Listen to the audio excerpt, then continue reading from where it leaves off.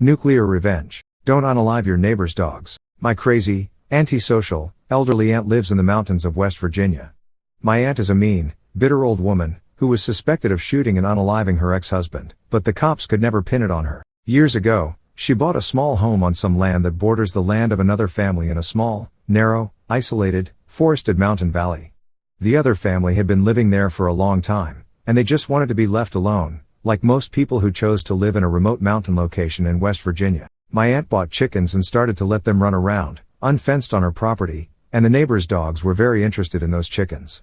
The chickens would roam around, and go over onto the neighbor's property. One day, without warning, she unalived her neighbor's dogs for unaliving one of her chickens, and only one of the dogs was unalived on her property.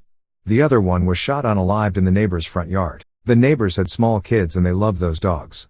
My aunt walked over with a shotgun and told the neighbors that they had better never get another chicken unaliving dogs again or else she would unalive them too.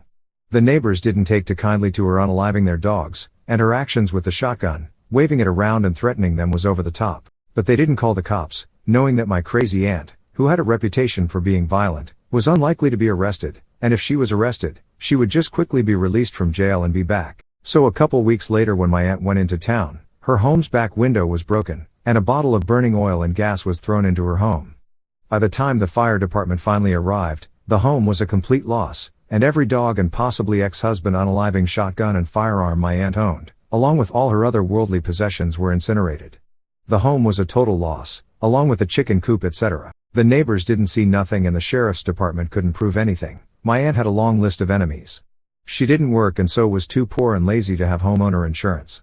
So she had to move, and her son eventually bought her a cheap, run-down trailer in town. Those of us who knew my aunt figured she got what she deserved. Morale of the story: don't F with a mountain man's dog.